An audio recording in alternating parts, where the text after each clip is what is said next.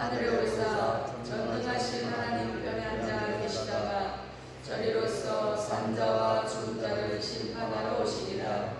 성령을 믿사오며 거룩한 교회와 성도가 서로 교통하는 것과 죄를 사하여 주시는 것과 몸이 다시 사는 것과 영원히 사는 것을 믿사옵나이다. 아멘. 오늘 보실 하나님의 말씀은 시편 126편입니다. 시편 126편.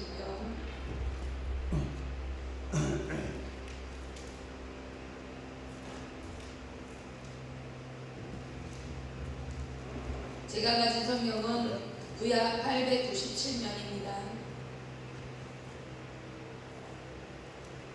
시편 126편입니다.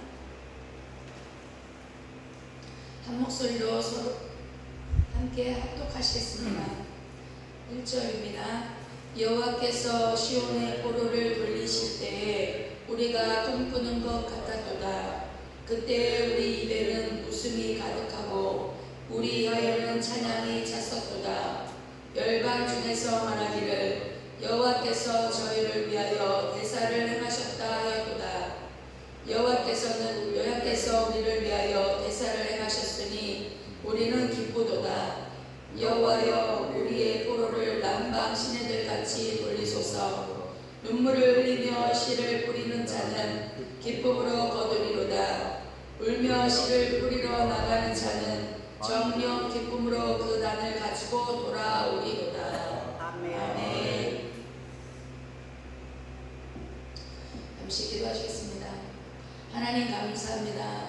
시민이도 미약한 제가 순종하는 마음으로 이 자리에 섰습니다. 하나님 아버지, 종의 형체는 감춰주시고 아버지 저의 입술을 통하여서 하나님의 말씀을 선포하게 하시고 성령님의 감화 감동 따라 말씀을 선포할 수 있도록 주장하여 주시옵소서. 아버지 하나님 또한 듣는 자나 말하는 자 피차간에 하나님의 큰 은혜를 받는 귀한 시간 될 수 있도록 아버지 하나님 도우시고 역사해 주실 줄 믿고 감사하며 거룩하신 우리 주 예수 그리스도 이름으로 기도 올려옵나이다. 아멘. 오늘 본문 126편은 누가 기록했는지 알려져 있지는 않지만 표제로 성전에 올라가는 노래라고 기록되어 있습니다. 이 시편 126편은 바벨로니아 포로에서 돌아오던 당시에 벅찬 감격과 기쁨을 회상하고 이스라엘의 완전한 회복을 강구하고 있다는 점입니다. 본문을 통하여서 하나님께서 우리에게 주시는 말씀의 뜻을 알아보도록 하겠습니다. 첫 번째는 1절에 보시면 여호와께서 시온의 포로를 돌려 보내실 때에 우리는 꿈꾸는 것 같았도다 라고 기록되어 있습니다. 바벨로니아에서 포로로 생활하던 유다 백성들이 고국으로 돌아오게 된 것이 얼마나 놀라운 일이었으면 우리는 꿈꾸는 것 같았도다 라고 표현하고 있습니다.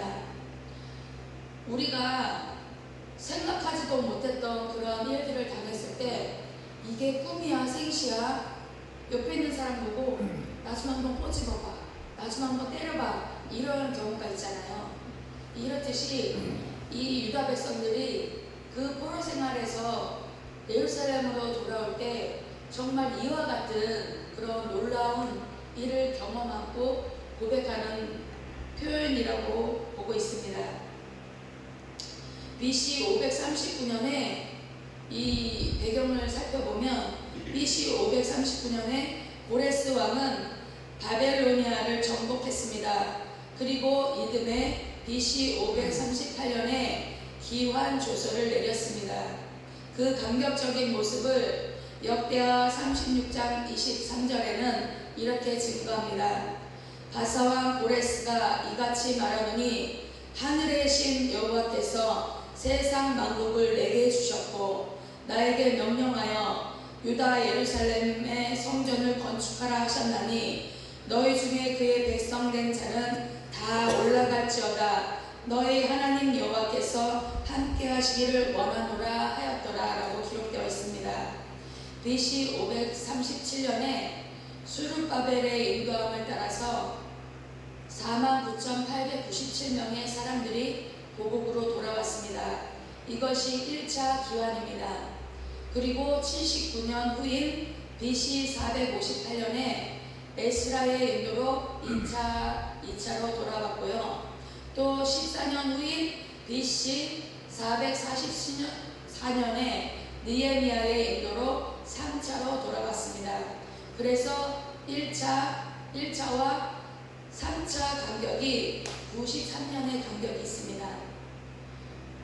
약 100년 가까이 되는 그런 포라 생활에서 이 유다 백성들이 포로 생활을 마치고 예루살렘으로 돌아왔을 때 그 간격이 얼마나 컸을지는 정말 상상해도 저희는 겪어보지 않았기 때문에, 겪어보지 않은 세대이기 때문에 가히 그 간격이 어떠할지는 상상을 못합니다. 그러나 옛 선진들 통해서 또 우리 할머니 세대, 우리 아버지 세대, 6.25와 또 일제강점기를 지냈던 그 어른들의 그 말씀을 들어볼 때 정말 이 간격이 얼마나 컸었음을 그냥 피부로 완전히 느끼지는 못하지만 어느 정도는 느낄 수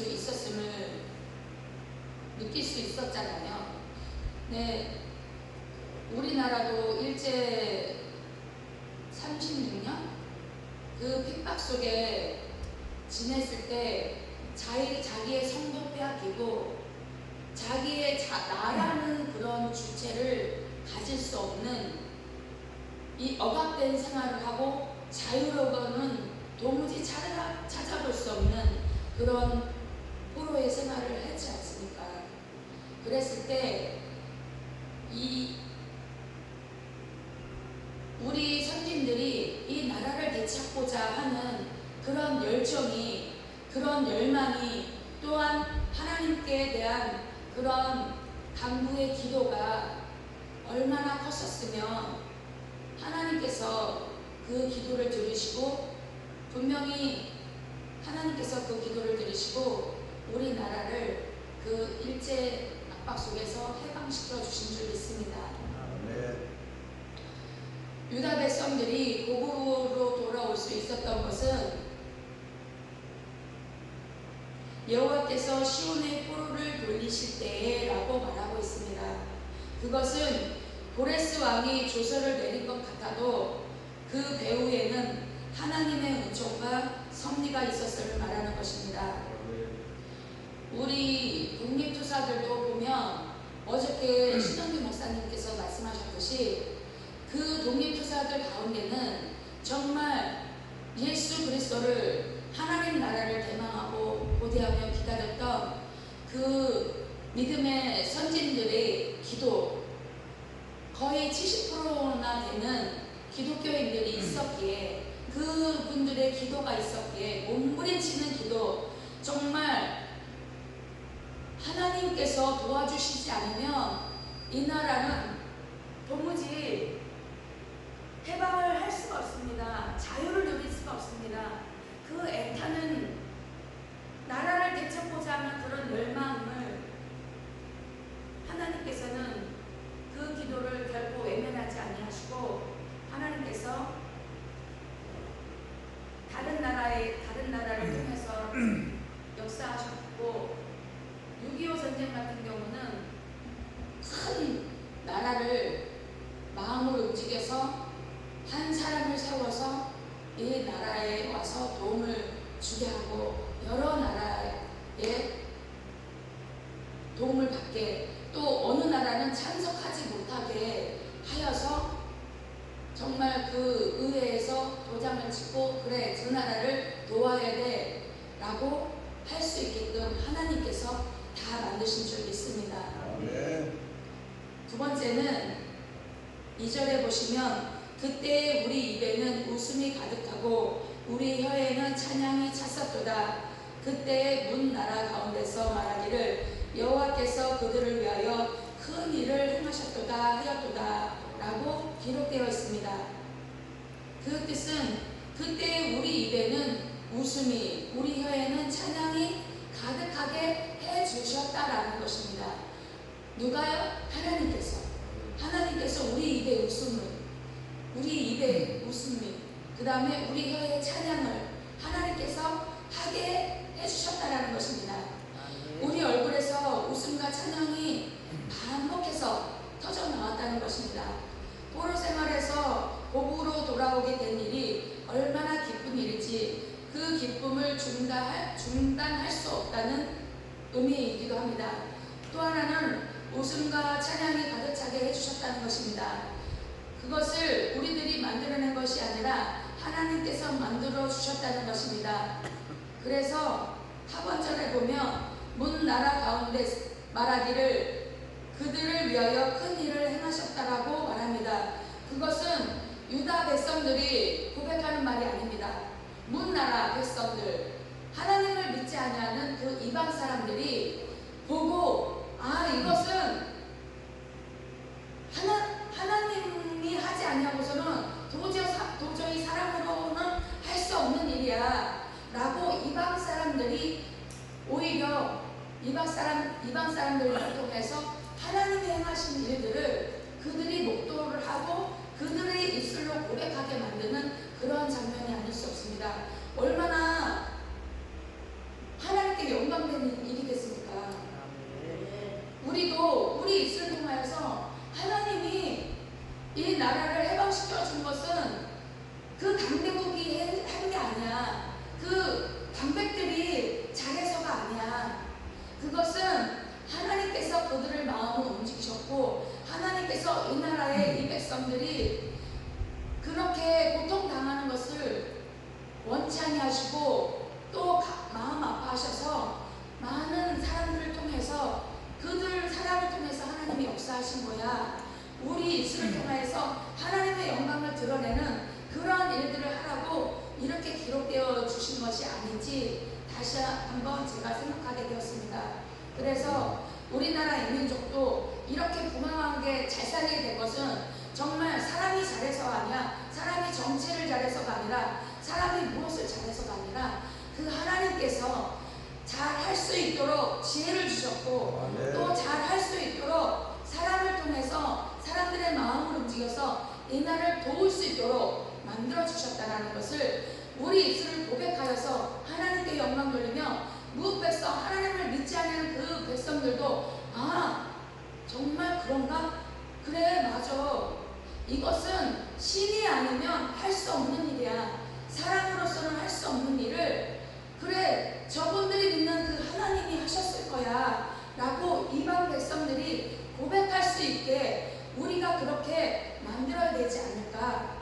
먼저 믿은 우리들이 그 하나님을 고백하고 그 하나님께 영광 돌리며 날마다 그 하나님을 찬양하고 그 하나님을 기쁨으로 웃음으로 그 하나님을 영광 돌릴 때 많은 목백성들이 듣고 맞아 하나님이 하신 거야 라고 했을 때 하나님이 얼마나 기뻐 받으실까요? 아멘. 저는 이 말씀을 준비하면서 나는 정말 얼마나 하나님의 그 일들을 믿지 않는 백성들한테 전했으며 또 얼마나 내가 정말 내가 체험하고 내가 경험한 그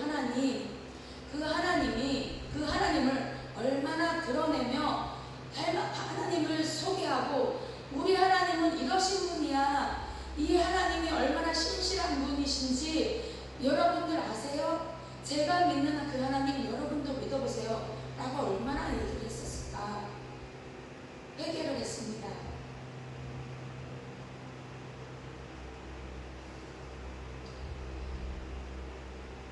하나님이 이방 사람들이 보기에도 그 일은 여호와 하나님이라는 분이 하셨다는 말 외에는 다른 말로 설명이 불가하다는 의미로 기록되어 있는 것입니다. 세 번째는 3절에 보시면 여호와께서 우리를 위하여 큰 일을 행하셨으니 우리는 기쁘도다 라고 기록되어 있습니다.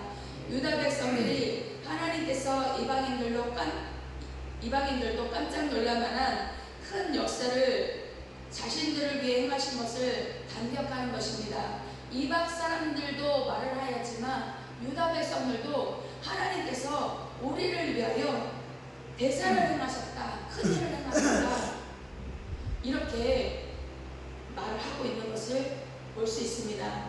그것이 얼마나 큰 일이었는지 시편 71편 19절에도 이렇게 기록되어 있습니다.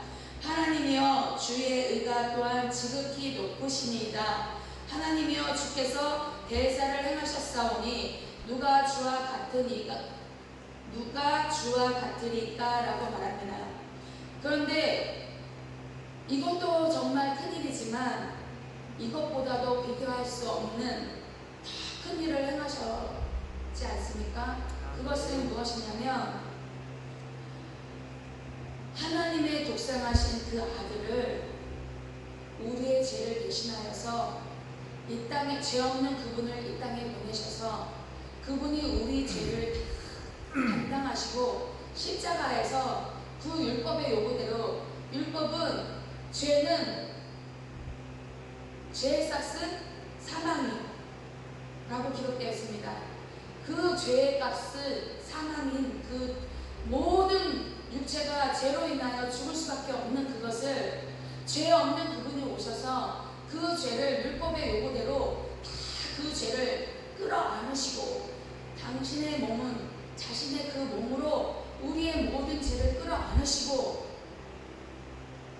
말씀대로 십자가에서 나무에 달려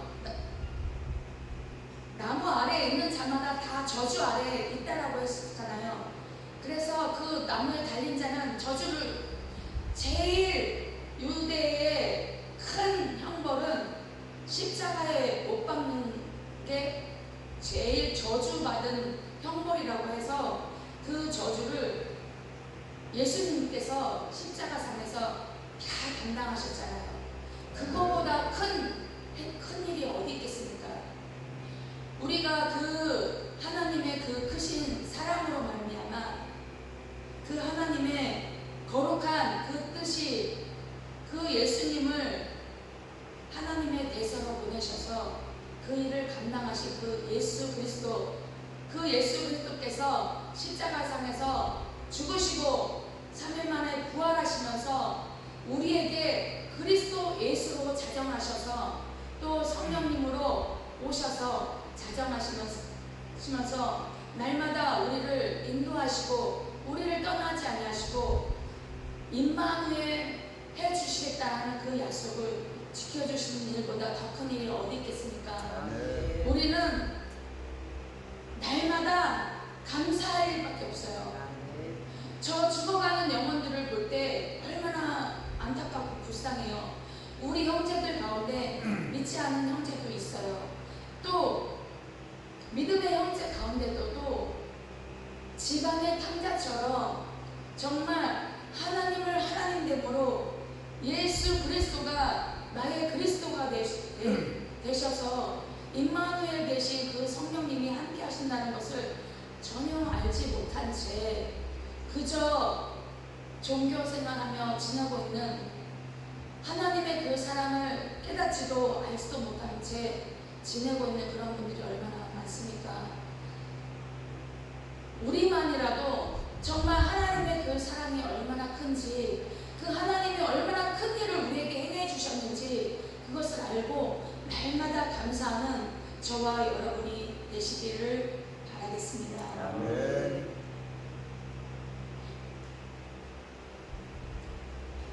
또한 네 번째는 여호와여, 4절에 보시면 여호와여 우리의 포로를 남방 시내들 같이 돌려보내소서라고 기록되어 있습니다. 1절에서 3절까지는 하나님께서 바벨론 포로에서 돌아오게 하셨던 사건들을 돌아보면서 하나님께 영광 돌리는 그러한 표현이었다면 4절에서는 아직도 포로로 돌아오지 못한 그러한 자기 백성들, 그 백성들을 생각하면서 하나님께 기도하는 것입니다. 여기서 남방은 네게부인데 팔레스타인 남쪽에 있는 광야를 가리키는 고유 명사입니다. 네게부 지역은 건기 때는 마른 골짜기 같아서 사람들이 왕래하는 통행도로로 이용되다가 우기 때 내린 비로 인해서 강이 형성되어서 강이 형성되는 그런 와디들이, 골짜기들이 있었습니다. 이 시편에서는 우리의 포로를 남방 시내들같이 돌려보내셔서 라고 기도하는 것을 볼 수 있습니다. 이 뜻은 하나님, 지금은 건기여서 마른 땅과 같지만 우기에는 많은 비가 내려 물이 힘차게 흘러내려 강이 되는 것처럼 아직 바벨론 포로에서 돌아오지 않고 있는 우리 민족들을 물밀듯이 돌아오게 해주십시오 라고 기도하는 대목입니다. 이렇게 하나님께 간청하고 있는 기도를 올리는 것입니다.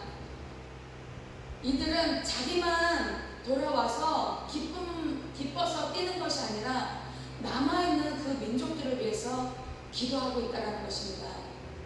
우리나라도 남과 북으로 나뉘어져서 한민족이잖아요. 한 피가 흐르는 한 동포잖아요. 지금도 북한의 북녘 땅에 이산가족으로 가족이 그곳에 남아있는 그들은 얼마나 애절한 기도를 하나님께 올려드리겠어요. 정말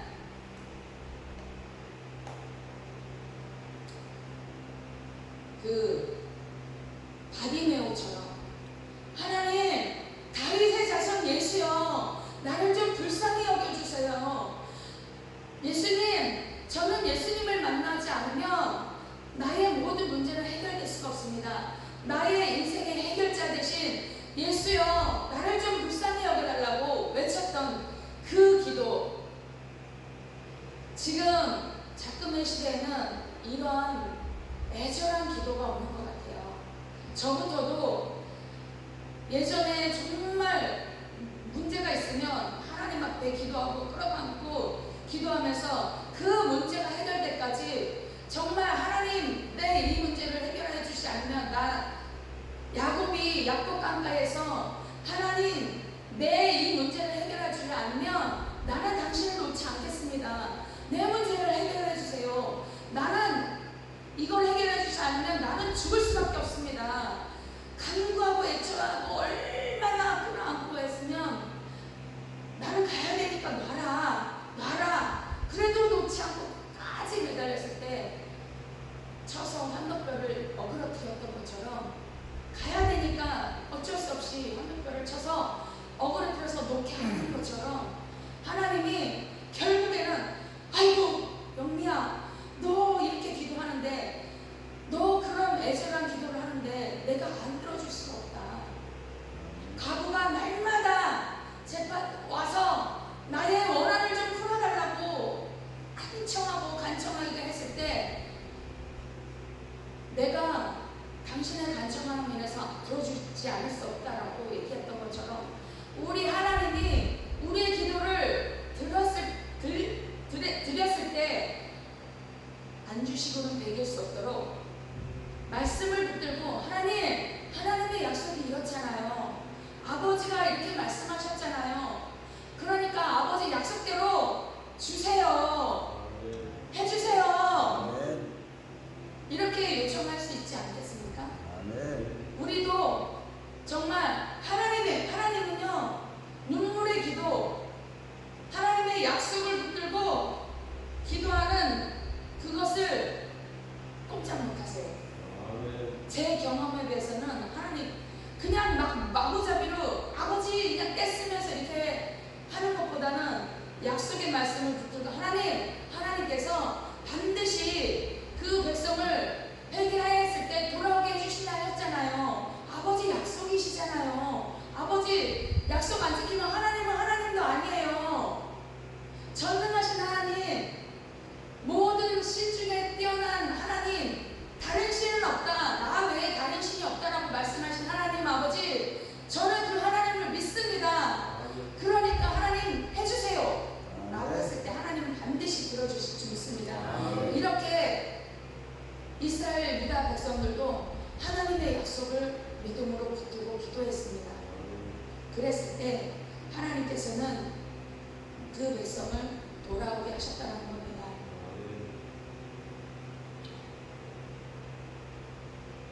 번째 5절에 눈물을 흘리며 씨를 뿌리는 자는 기쁨으로 거두리로다 라고 기록되어 있듯이 눈물로 하나님 앞에 호소했을 때 하나님께서는 돌아오게 하셨습니다. 바벨론에서 포로로 끌려갔던 사람 중에서 예루살렘으로 돌아간 사람들은 소수였습니다. 그들은 약 100여 년 가까이, 연도를 따져보면 93년간이었는데 3차에 걸쳐서 유다로 돌아왔는데 1차에만 약 5만 명 가까운 사람이 돌아왔고 2차에는 불과 1700여 명만 돌아왔습니다. 그리고 3차에는 몇 명이 돌아왔는지 정확한 숫자가 기록되어 있지 않습니다. 많은 사람들이 바벨론에서 돌아오지 않고 거기서 물러 살았습니다. 처음에 갈 때는 끌려갔을지라도 거기서 수십 년을 살다 보니까 그곳이 유다보다 살기에 더 적합하게 몸에 밴 거죠. 그래서 또 바벨론은 더 강대국이고, 그러니까 우리나라도 이 대한민국에서 미국으로 이민 가시는 분들이 많았잖아요. 그곳에 가면 더 잘 살 수 있을까, 조금 더 낫게 살지 않을까라는 생각으로 그렇게 이민을 간 분들도 계신데, 이 유다 백성들도 그곳에 포로 생활을 하면서 그곳에 적응이 된 거예요. 그래서 또 예루살렘으로 돌아오면 다시 재건을 해야 되고 건축을 다시 하고 또 그렇게 해야 사는 게 귀찮을 수도 있었던 거예요.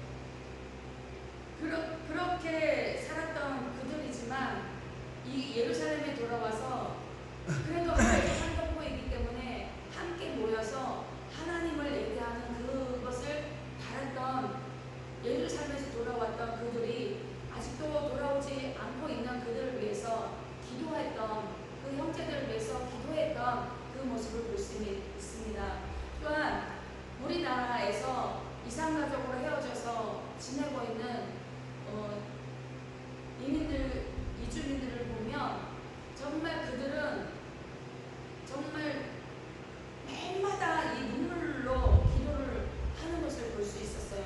정말 그들이 끌어안고 기도하는 것은 구구절절 애절한 그런 기도, 눈물의 기도였습니다.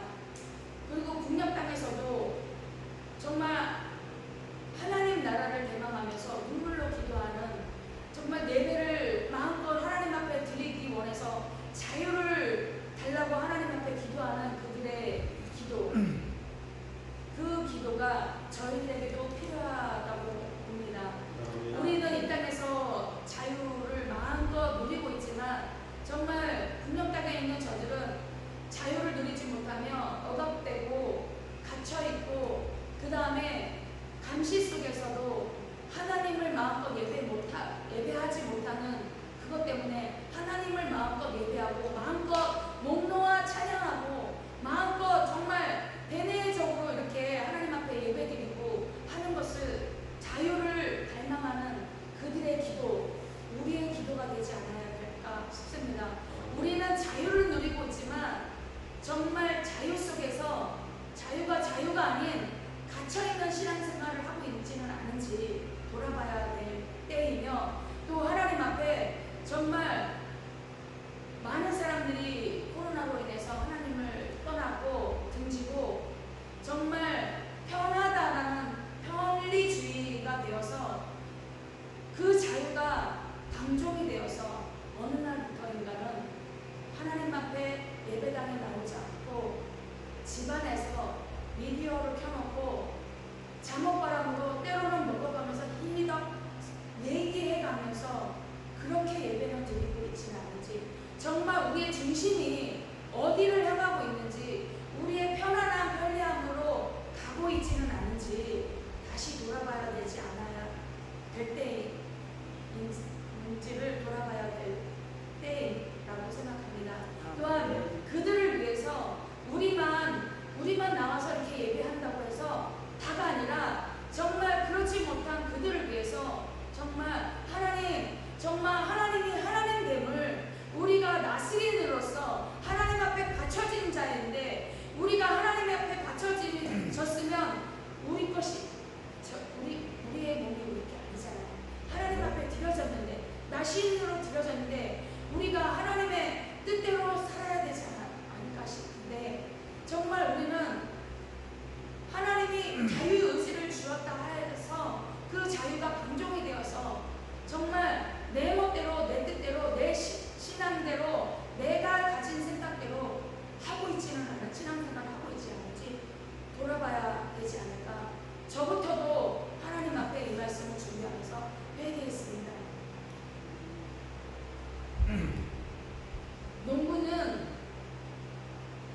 그 땅이 촉촉히 젖어 있다고 해서 젖은 땅에만 씨를 뿌리지 않습니다. 마르고 척박한 그 땅을 일구서라도 그 땅에 씨를 뿌립니다. 하나님께서 농부처럼 씨를 뿌리고 물을 주고 자라게 하듯이 우리를 불러주신 이유, 우리를 통하여서 복음의 씨, 예수 그리스도의 그 생명의 씨를 저 건조하고 메마른 저들의 영혼에, 심령에, 마음밭에 생명의 물을 줘서 씨를 뿌려서 열매 맺게 하라고 우리를 먼저 불러주신 줄 믿습니다. 그래서 우리들도 눈물로 씨를 뿌려야 될 때라고 생각합니다. 한국교회도 전체적으로 성장이 멈췄다라고 많은 분들이 말씀하고 계십니다. 그러나 저는 그래도 소망은 있다라고 말하고 싶습니다. 왜냐하면 이렇게 하나님의 나라를 위해서 헌신하고 이렇게 하나님 나라, 이 나라 이 땅 이민족을 또 믿지 않는 백성들을 위해서 기도하는 여러분이 계시지 않습니까? 그래서 저는 소망이 있다고 생각합니다.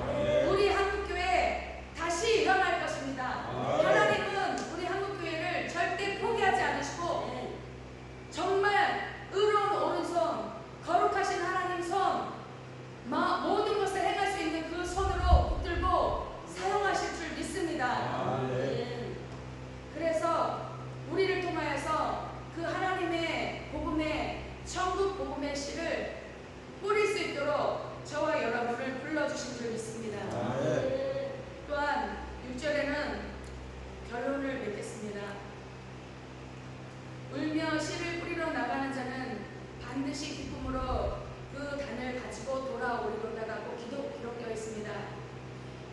울며 씨를 뿌리러 나가는 것은 전에도 기쁠 때도 뿌렸고 슬플 때도 뿌리고 내가 기분이 상해도 뿌리고 기분이 좋아도 뿌리고 이 사명을 우리는 감당해야 되는 거라고 저는 말하고 싶습니다. 하나님께서는 반드시 기쁨으로 풍성한 결실을 맺게 해주시는 분이시라는 것을 격려하고 소망을 주며 또 고통당하고 있는 저들의 영혼에게 기쁨의 소식, 복된 참된 그 희소식을 전해야 될 줄 믿습니다. 그리고 이 유다 백성이 그 하나님을 찬양하며 하나님을 높여드렸듯이 우리를 통하여서 그 하나님 나라가 확장되고 점점 더 왕성해지며 믿지 않는 영혼, 죽어가는 영혼들이 우리를 통하여서 주께로 돌아오는 모든 역사가 있게 되기를 소망합니다. 우리보다 복음을 먼저 받은 신앙의 선조들이 눈물을 흘리며 씨를 뿌리고 신실한 삶을 살았기에 오늘의 한국교회, 오늘의 제가 있음을 고백합니다. 뿐만 아니라 우리 선배 목사님들께서 복음을 먼저 받아들이시고 또 믿음으로 또한 눈물로 말씀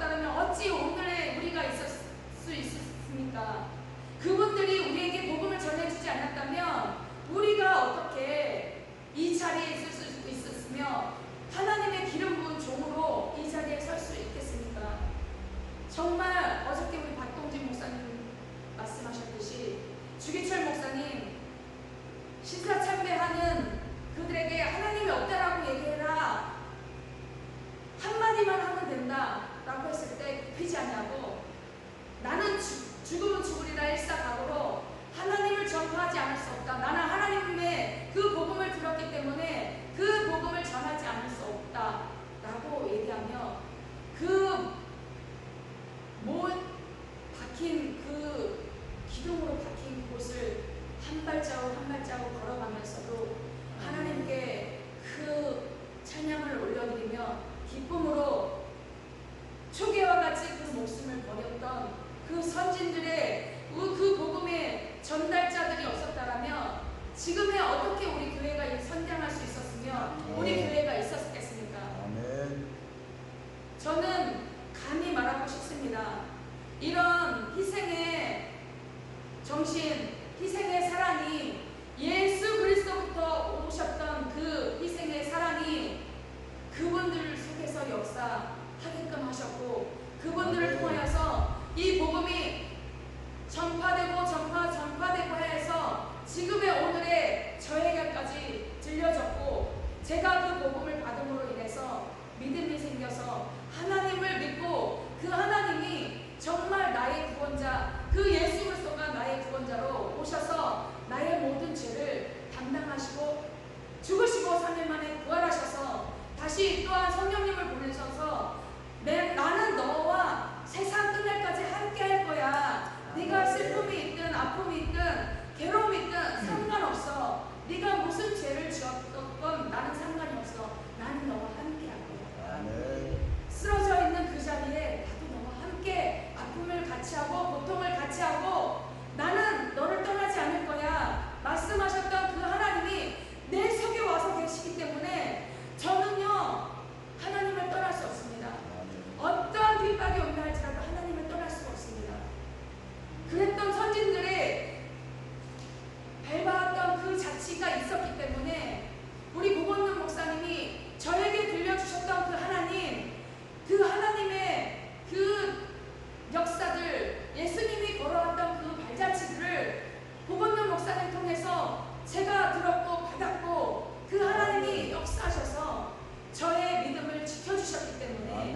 오늘도 이렇게 고백합니다. 선배 목사님들 감사합니다. 정말 대단하신 우리 목사님들 정말 감사합니다.